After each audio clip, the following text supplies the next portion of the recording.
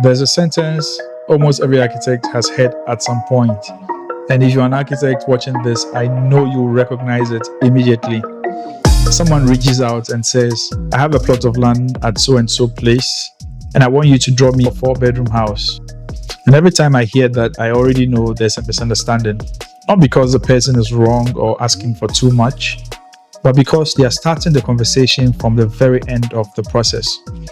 And what's interesting is that this single sentence quietly explains why so many building projects end up stressful, more expensive than expected, or just deeply disappointing by the time they are finished. Now, if you've ever wondered why architects tend to push back on requests like that, or why the process feels longer and more involved than people expect, stay with me, because once you understand this properly, the way you approach buildings changes completely. To be fair, I don't blame people for thinking this way. Most people experience architecture through drawings, floor plans they see online, renders on Instagram, images on Pinterest. So it's easy to assume that an architect's main job is to produce drawings. But drawings aren't the work itself. They are just the visible outcome of a much longer thinking process.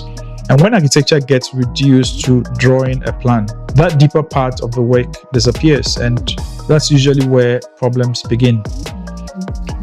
It's like going to a doctor and saying, I feel these symptoms, so I want you to give me this specific treatment or injection. Or going to a lawyer and saying, here is my situation and I want you to argue it this particular way in court. In both cases, you are jumping straight to a solution without fully understanding the problem. Architecture works exactly the same way. At its core, an architect's job is to take a vague idea and translate it into something that can actually be built within a real budget or a real site under real regulations by real people. So architects are constantly balancing cost, space, climate, structure, materials, regulations, and how people live all at the same time. That's why the work starts long before any drawing looks impressive. So the first thing an architect really does isn't design, it's listening. This is where we try to understand what you're actually trying to achieve, not just what you think you want at the moment. We're asking things like, how do you want this place to work day to day? Who is going to live here now and in 10 years? What constraints does the site come with? What rules apply to the land? And what budgets are we generally working within?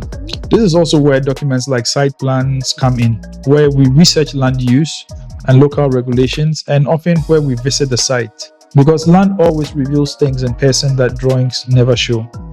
Very often, once all of this is properly understood, the solution ends up looking very different from what the client originally asked for, and it almost always works much better. And that's when sketch design begins. And sketch design isn't about making things pretty necessarily. It's about testing ideas safely. We explore layouts, orientation, proportions, and relationships between spaces, constantly asking questions like, what happens if the building turns this way? What if we stack instead of spreading out? What if a small adjustment here saves significant costs later? This is also where clients begin to really see possibilities. Through drawings they can understand, sometimes 3D views, simple renders, animations, or even physical models. Decisions made here quietly shape the entire project long before construction starts. Now, once a direction is agreed, the project moves into technical drawing. These are the drawings required for approvals and permits, translating the design into a language that planners, engineers, and authorities can access. It's not the most glamorous stage, but skipping or rushing it is one of the fastest ways projects get delayed, stalled, or even shut down completely. After approvals, the drawings go even further. These are the drawings and specifications used for pricing, preparing bills of quantities, and choosing the right contractor. The materials and finishes are properly defined, not just how they look, but how durable they are, how available they are locally, and what they mean for a long-term maintenance and cost. Two buildings can look identical on paper and perform completely differently in real life because of these decisions. And during construction, architects don't disappear. We help interpret drawings, clarify intent, and catch issues early before they become permanent and expensive mistakes. This stage alone often saves far more money than people realize. So when you hire an architect, you're not paying for drawings, you're paying for judgment, you're paying for foresight, and someone trained to help you make better decisions before those decisions become irreversible. Architecture isn't about luxury. Like I always say, it's about clarity, it's about confidence, and protecting one of the biggest investments of your life. So next time, instead of telling your architect, draw me a 4-bedroom or 5-bedroom house, try framing the conversation differently. Something like, I'm thinking about building a home for my family of 5, a place where the kids can grow up in a stimulating environment and where my wife and I can eventually retire comfortably.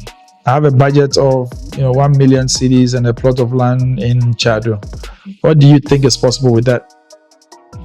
That single shift changes everything, because now you're not just asking for a drawing, you are inviting your architect into the problem. And if you approach the process that way, trust me, most architects will go above and beyond. Now, if this way of thinking is useful, stick around on the channel, subscribe, turn on the notification buttons, because I'll keep breaking down how the building process actually works, especially in our local context, and you do not want to miss any of it. And on that note, it's bye for me for now. Until the next one, cheers.